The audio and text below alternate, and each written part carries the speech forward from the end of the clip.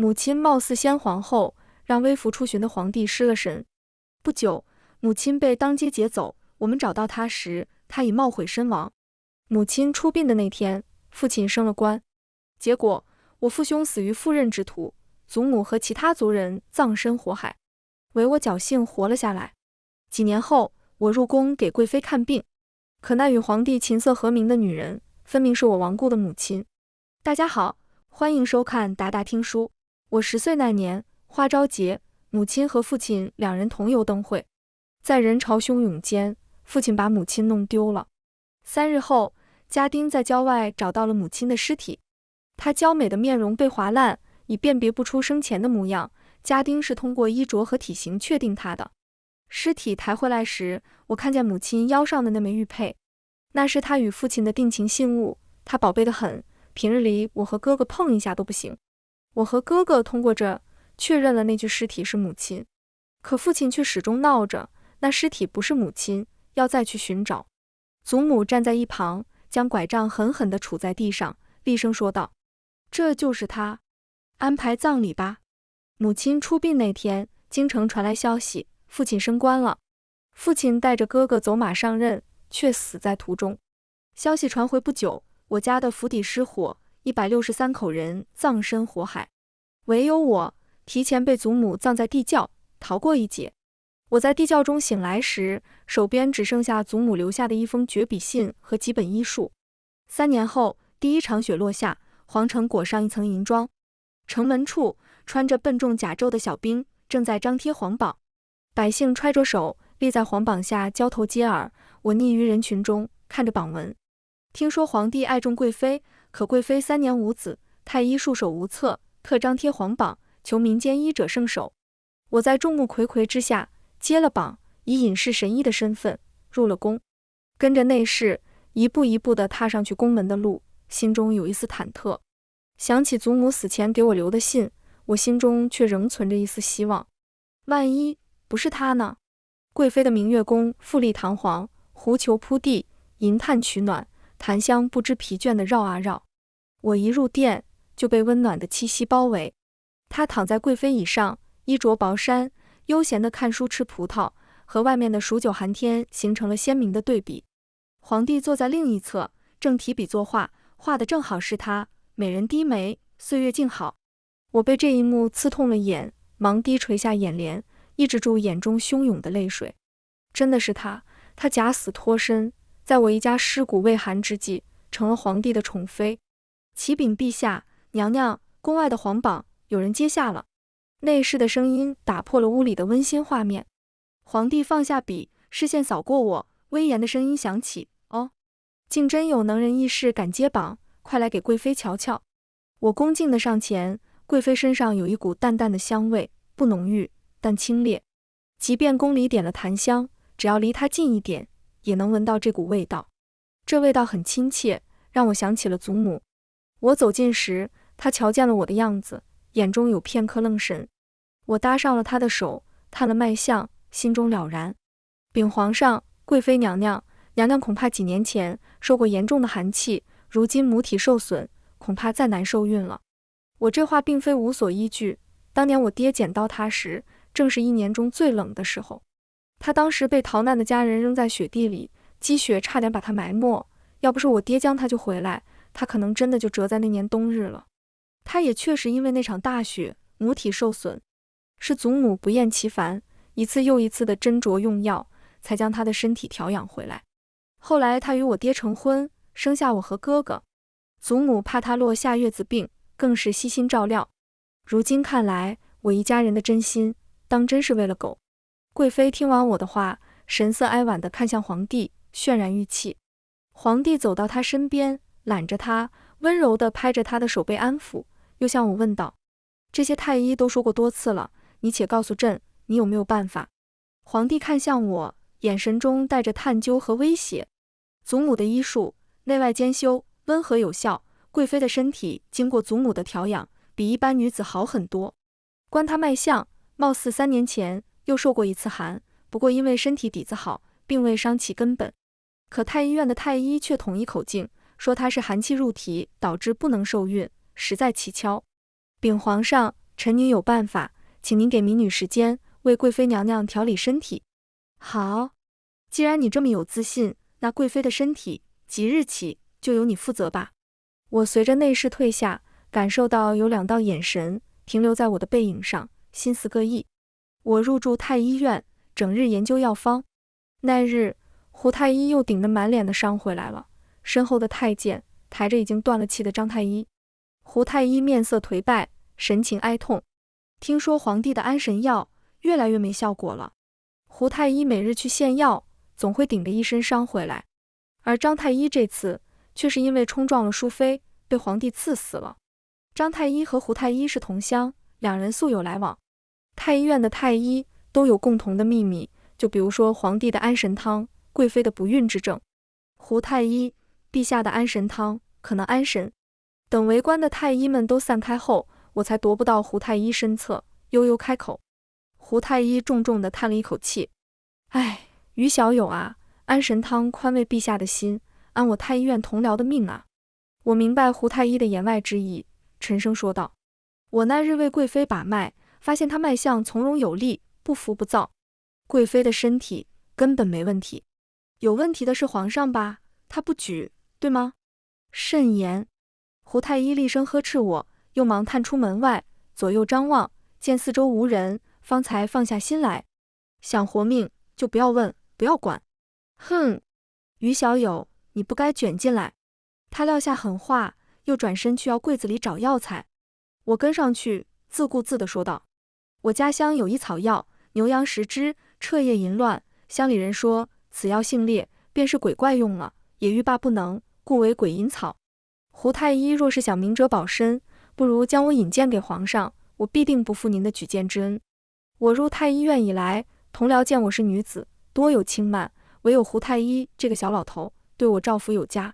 我想利用他接近皇帝，也确实因为这份善意，想竭力救他于水火。唉，于小友，你别掺和进来，等尘埃落定，我想办法把你送出宫去。胡太医对我的恳求不置可否，便又继续埋头做自己的事了。我识趣的离开，本以为没有希望了，可没想到几日之后，胡太医却又同意了。那日，皇帝喝了太医院呈上的安神汤后，感觉效果比以前好了很多，便传来胡太医问话。新入太医院的于小友推荐臣加了一味药材，我们经过几番实验考究，才敢为陛下斟酌用药。皇帝龙颜大悦，说没想到此人确实有几分本事，召他来见我。内侍传话时，我正准备去贵妃宫中请平安脉，既然皇帝召我，我便只好先去乾清宫。我去时，皇帝和胡太医都在殿前等着我。于姑娘果然玲珑心思，入宫才几日，居然能窥探到朕的隐疾。皇帝不咸不淡地问话，我知他多疑，忙跪下请罪。陛下恕罪，民女并非故意窥探天子隐私，民女苦学医术10余载，若能为君分忧，民女万死不辞。皇帝听完我一番表忠心的话，捻动手中的玉石佛珠，冷声开口道，念你配药有功，以后你便与胡太医一同负责朕的身体。民女遵旨。我叩首称是，心中冷笑不已。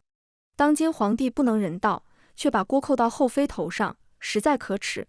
想到此刻还在明月宫等着我调养身体的贵妃，又觉得她实在可怜可笑。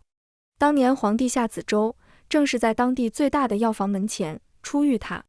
贵妃以为这是天子与民间女子一见钟情的爱情故事，殊不知皇帝来梓州是为了寻找神医治疗隐疾，2人苟合，害死我全家。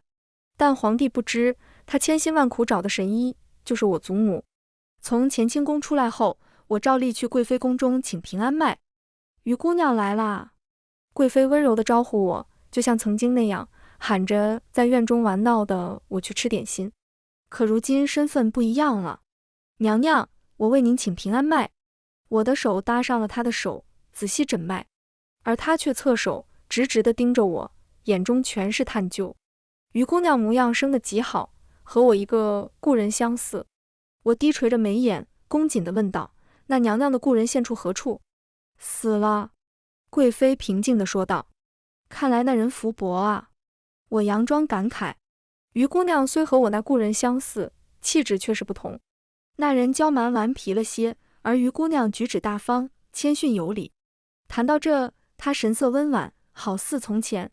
我收了手，边整理衣包，便答道：娘娘谬赞了，民女如何敢与娘娘的故人相提并论？娘娘，民女斗胆问一句，您是不是经历过2次极寒之灾？于姑娘实在医术高明，本宫确实有2次因为极寒之灾差点丧生。得到她肯定的回答，我就地跪下，请她轻退宫女。贵妃了然，屏退了宫女。宫女走后，她却没让我伸，反而施施然地走到我身边，保养姣好的手指，轻轻地挑起我的下巴。说吧，本宫的身体怎么回事？玉儿，我冷笑，她果然认出我来了。毕竟我的容貌比起3年前变化不大。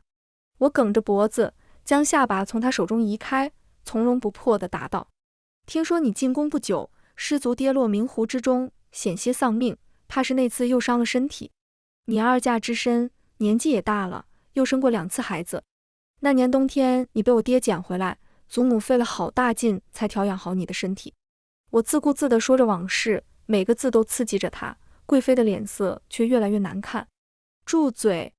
她厉喝着，扬起手就想打我。这些年我也在怪老头那学了些手脚功夫，哪能轻易让他打了去。眼见掌风袭来，我一把抓住他的手腕，接着缓缓站起来，与他平视。你知道的，祖母死了，唯我继承了她的衣钵。祖母的医术有多好，你体会过，想要再孕，就对我客气点，好吗？阿娘，我甩开了他的手，他踉跄了几步，堪堪稳住身形。殿内沉默片刻后，他忽地变了嘴脸，走近拉住我的手，一脸堆笑。小玉，阿娘不是诚心为难你的，刚刚那般是怕有心人假冒你的样子，故才试探一番。张儿死了，阿娘只有你一个孩子，你是阿娘的软肋啊。只要你帮阿娘再孕，若是能生个弟弟，登上那高位。他顿了顿，眼中是藏不住的野心。届时你会有享不尽的荣华富贵。他掌心的温度传到我的心里，却冷得很。我一家163口人的性命，不敌他的荣华富贵。阿娘，你现在是我唯一的亲人了，我自然会帮你。我上前一步抱住他，他身体本能的想后退，但是却被我抱得死死的。在他看不到的地方，我神色冷然。他坚信是自己的问题，一点都不怀疑皇帝。因为皇帝不举，并非天生，宫中早有子嗣，公主居多，皇子只有一个，是淑妃所生。他和淑妃一直不对付。淑妃有皇嗣傍身，他怕皇帝死后，淑妃与他清算旧怨，所以他执着于怀孕之事。可他永远不会怀孕，他不过是皇帝找来笼络丞相的工具，也是掩盖不举丑事的挡箭牌。都说贵妃独宠3年，其实只是皇帝舍不得其他后妃被视为碰罢了。他2嫁之身，皇帝从未真心待他。阿娘啊，你攀龙附凤，抛夫弃子，只怕到头来会一场空啊。冬去秋来，皇帝日日服用鬼银草，已有抬头之势。曾经他望着后宫各嫔妃无能为力，如今倒是生龙活虎了起来。皇帝自从觉得自己好了之后，开始频频宠幸其他宫妃，来贵妃宫里的日子越来越少了。只是他每日事后会稍微感觉气急，这自然是我的手笔。因为我知道，如果皇帝觉得自己痊愈了，那么我和胡太医的死期就到了。他们没死之前，我是不会让自己轻易死掉的。前几日，淑妃带着儿子在乾清宫向皇帝请安，贵妃也在场。淑妃牙尖嘴利，讥讽了贵妃几句，贵妃自然也是反唇相讥。可皇帝却责怪起了贵妃，说贵妃性子越来越乖戾了，早已经不见曾经柔情。贵妃以为皇帝所言只是他偏帮淑妃的托词，但是他没有发现皇帝说的是事实。以前贵妃端庄温柔的假象，貌似正被他一点点地撕开。他现在的性子急躁易怒，难以控制，所以皇帝越来越不耐烦。更何况他这个挡箭牌已经渐渐地失去作用了，皇帝自然冷淡了他。今日请平安脉时，我见贵妃正在前院练习健体操，那是祖母当初为了调养她的身体，特意为她编排的操，可强身健体。如今她急着怀孕，倒是又把这操捡起来了。此刻她大汗淋漓，我知是她太心急了，这操一天练1-2次即可，练太多了，反而伤筋骨。他见我来，停了动作。他害死祖母，现在又在练祖母为他量身编排的操，又被我看见，气氛确实有几分微妙。我率先打破尴尬的局面。这操对你的身体有好处，你多练练挺好的。他没接我的话，只自顾自地拿着手巾擦汗。出汗后，他身上那股清冽的香气更浓郁了，好闻得紧。旁边宫女有眼力见地向他递去温茶，他接过，喝下，薄唇轻启。本宫的身体已调养多月，现在可能受孕。娘娘现在想受孕，能倒是能，只是恐怕要受些苦头。贵妃闻言，重重地将茶杯放在桌上，清透的茶水溅在桌上，一滴一滴地滚落在地。淑妃那贱人仗着有皇子，多次羞辱本宫，如今连陛下也偏帮他。你说什么苦头，本宫受得住？他不耐地揉了揉太阳穴，看起来忧烦得很。我从袖中掏出一门香，男女房事，此香可助兴，事后娘娘必能一举怀孕。贵妃从我手中接过那香，仍有疑虑，当真？用我性命担保。我沉声回道。他又问，你说的苦头是什么？我意味不明地笑了，垂眸躬身道，此药性烈，娘娘在房事上会吃些苦头。他却不以为意，笑得妩媚动人，娇俏万分，像是曾在府中的模样。当真是还未出嫁的丫头，这算什么苦头啊？是吗？那你好好受着吧。我心中暗道。皇帝那日翻了贵妃的牌子，可第二日从明月宫出来时，脸色难看至极。听说皇帝斥责了贵妃，可因为什么原因，宫内无一人知道，连贵妃本人都不知缘由。她只觉得那晚和皇帝比以前任何一晚都激情四射。她本以为第二天一睁眼，必定又是一番温存，谁知皇帝无缘无故冷脸。当天，皇帝便召我去乾清宫问话。出太医院之前，胡太医忧心忡忡地对我说：“你步子迈太大，恐有祸事惹上身。”我知道他是担心我，笑着宽慰他，说我心中有数。胡太医便气哼哼地拂袖走了。到了乾清宫，我照例请安，可皇帝头都没抬，我只好继续跪着。大殿右侧正有一滩血迹，宫人还未来得及清洗，浓厚的血腥味中有几缕清冽的香气萦绕其中。常年站在皇帝身后的那个侍卫不见了，这滩血便是他的。皇帝对我动了杀心，那侍卫的血是来震慑我的。我日常负责调养贵妃的身体，那助兴药他很容易就猜到是我给贵妃的。堂堂天子被人戏弄，与侍卫共侍一女，那女子还是他向来嫌弃的二嫁女。偏偏因为丞相的关系，他还暂时不能拿贵妃怎么样，那便只能杀了侍卫泄愤了。空荡的大殿内，皇帝的声音从上首传来：“朕的隐疾好了几分？”禀陛下，6成。还有多久能痊愈？禀陛下，陛下现在的身体不宜用药过猛。民女正在与胡太医重新选配药方，把一些烈性的药换成温和的药。胡太医善食药，我擅长搭配药性，在我二人的配合下，最多1年，陛下必能痊愈。那你和胡太医好好配合，1年内朕若痊愈，重重有赏。呵，狗屁！说什么重重有赏，届时赏我的怕是砍头吧？我手里握着他下半辈子的幸福，我也杀不得，只能不痛不痒地警告一番。想着皇帝的窝囊样子，我心中好不畅快。他算计着我的命，我也算计着他的命，扯平了。贵妃怀孕了，皇帝是最后一个知道的。早在禀告皇帝之前，贵妃就跑去淑妃跟前炫耀了一番，又向宫外的丞相府递了消息。贵妃是丞相的义女，丞相可一直盼着贵妃早日诞子，稳固地位。所以那日早朝，丞相携百官恭喜皇帝，皇帝脸都绿了，却还要强颜欢笑。下朝后，皇帝便直奔明月宫。贵妃见皇帝来了，忙迎了上去，挽着他的手，撒娇道：“皇上，你怎么现在才来看我啊？”皇帝动作轻柔地抚上着贵妃的肚子，缱绻温和：“一儿，几个月了？”“哎呀，皇上，3个月了。”“您忘了？3个月前那晚，陛下好生热情。”贵妃转着手帕，羞赧地看着皇帝，一副娇怯的女儿神态。皇帝脸一阵青，一阵白。那晚3个人，他也不知道贵妃怀的是谁的孩子。贵妃沉浸在怀孕的欣喜中，并未发现皇帝的异样。朕知道了。那于医女当真是你的好助手。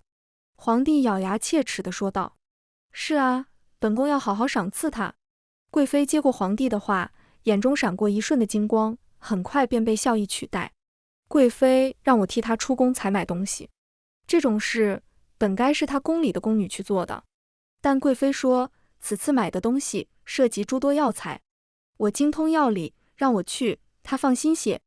临走时，胡太医又对我说，此番出宫，凶多吉少，务必小心。我不以为然，觉得贵妃还需留我保胎，应该不会这么早对我下手。胡太医又气哼哼地回屋制药去了。出宫后，我直奔京城最大的药房瑞药房，想早点办完差事回宫。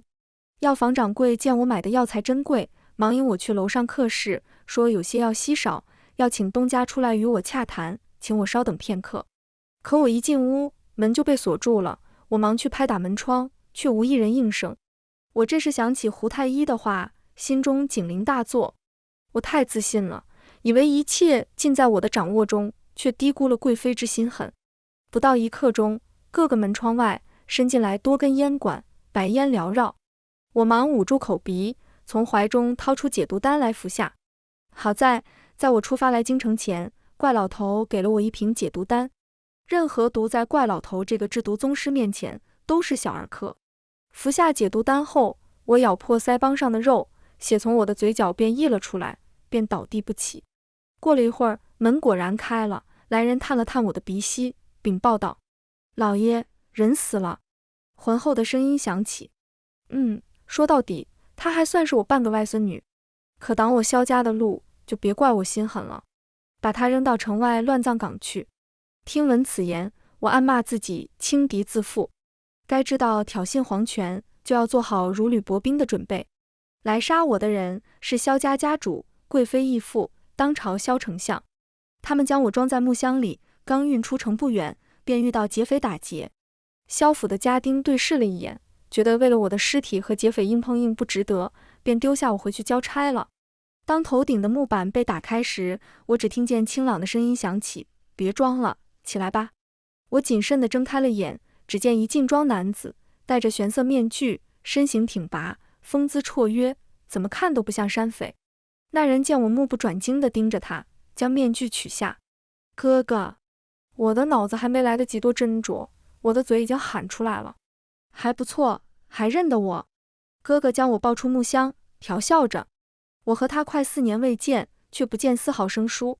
我没有来的委屈，忍着泪抱住他。哥哥，你没死，真的太好了，他又要杀我。哥哥拍着我的背，温柔地宽慰道：玉儿，莫要伤心，是他的错。对不起，哥哥来晚了。哥哥，你为什么还活着？哥哥死而复生，我心中有太多疑问了。我的话单听像是咒人似的，哥哥也不恼，耐心地娓娓道来。原来祖母早料到我们一家可能会有灭族大灾，所以他将我托付给他的师兄，江湖上鼎鼎有名的毒医欧阳解解。而哥哥当年和父亲临走前，祖母给他穿上了护心甲，哥哥才得以在利剑之下存活。后来哥哥掉下悬崖假死，又去西南投奔安定王。安定王曾经欠了我祖母一个人情。安定王是皇帝的兄长，平定西南有功，但落下腿疾，得一游医搭救，才得以重新站起来。那游医就是我祖母。安定王和皇帝有5分相似，所以当年祖母在药房外一眼便确定了皇帝的身份。祖母听见皇帝看着母亲喃喃：怡儿。祖母虽然偏居一隅，但也悉知天下大事，知道皇帝在登基不久后，先皇后亡故，先皇后归名为萧仪。联想到此，心下大骇，从那一刻起，他就做好了长远的准备。母亲貌似先皇后，皇帝便夺了她，在母亲的默许下，对我家痛下杀手。皇帝刚登基，根基不稳，安定王虎视眈眈，萧丞相痛失嫡女，可庶女却还和安定王府有姻亲关系，故左右摇摆。皇帝让母亲认萧丞相为义父，母亲入宫为贵妃后，独宠3年，皇帝和萧府之间的政治关系又稳定了下来。听完哥哥的话，我心中悲戚，所以我一家老小成了权贵政治斗争下的牺牲品。他们视我们平民为草芥，可草芥亦能割喉。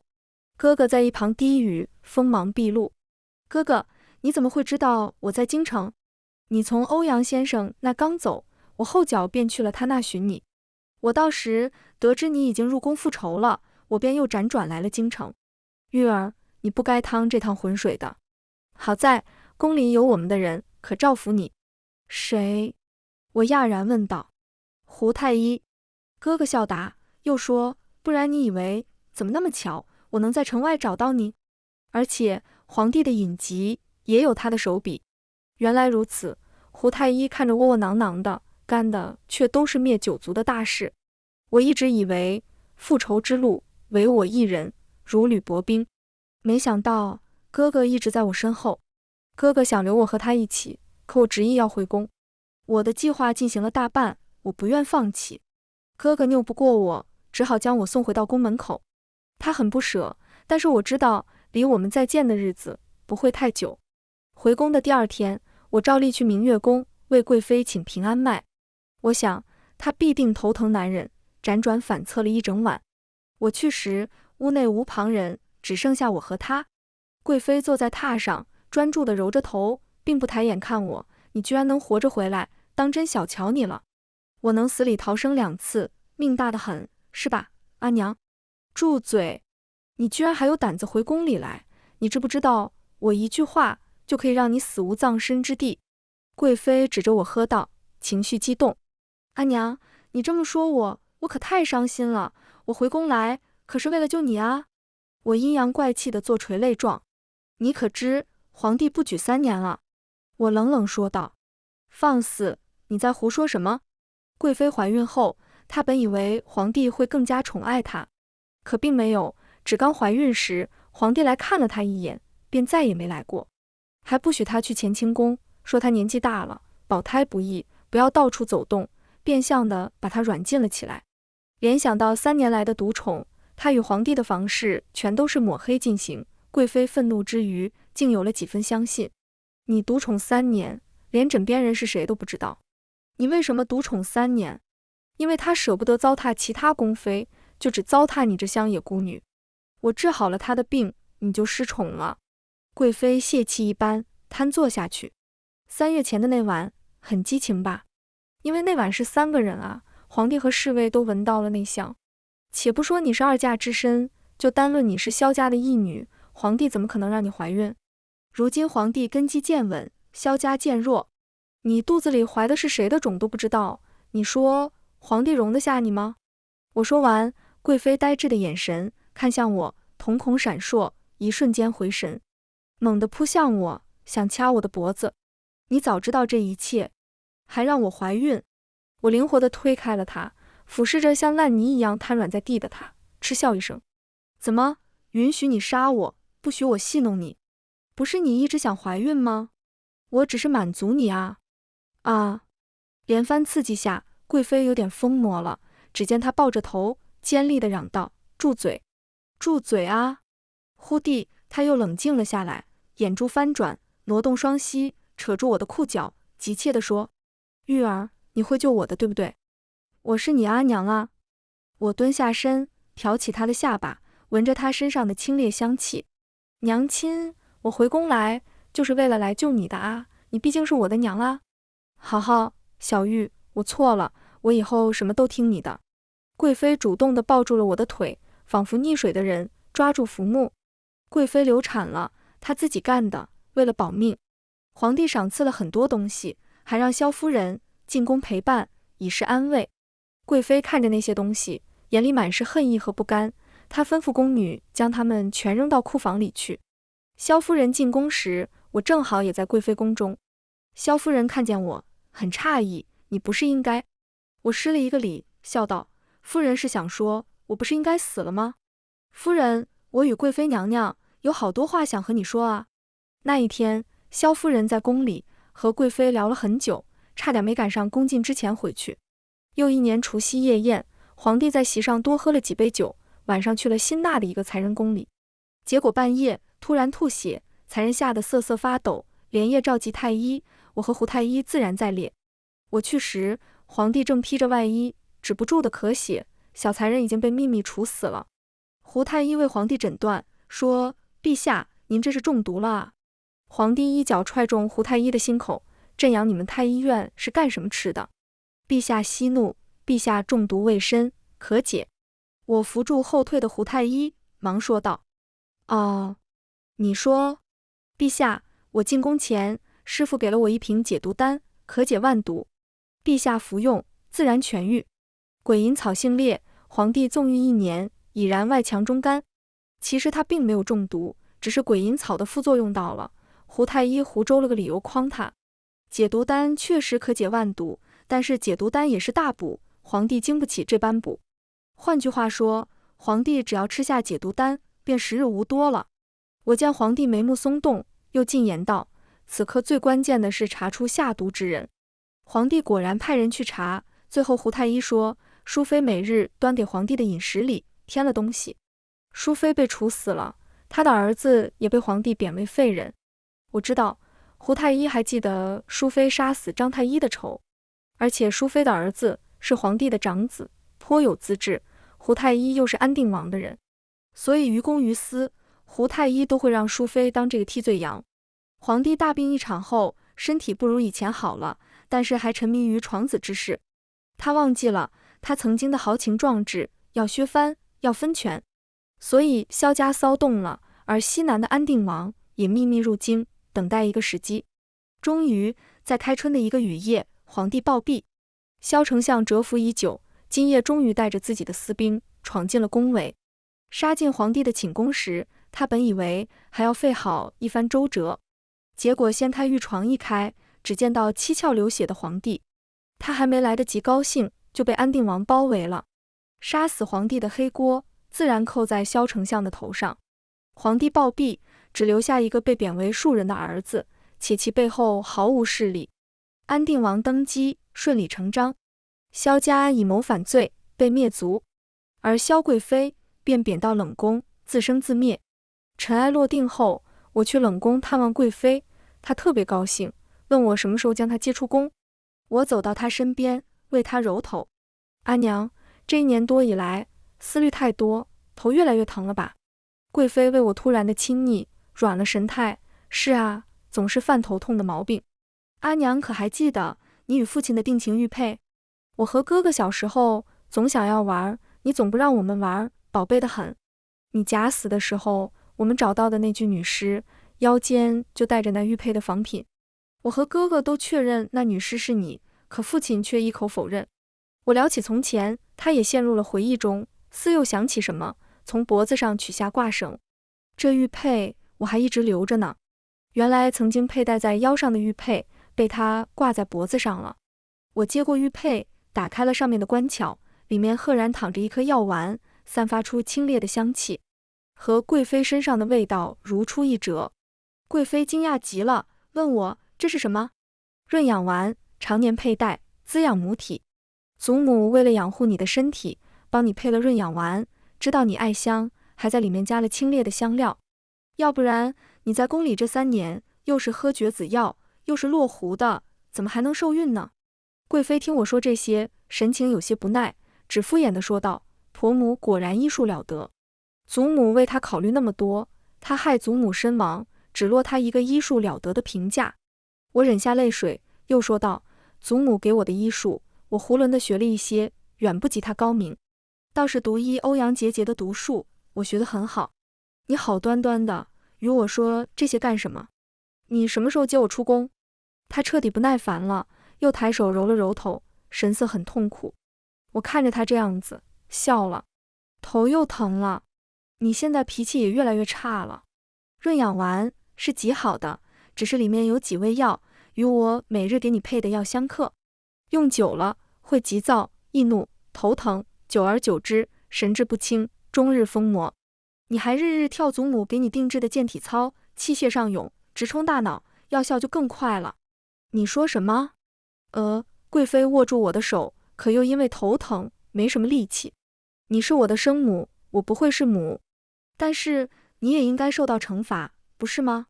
余生你就在冷宫里，糊涂的过吧。说完，我甩开他，转身离开。站住！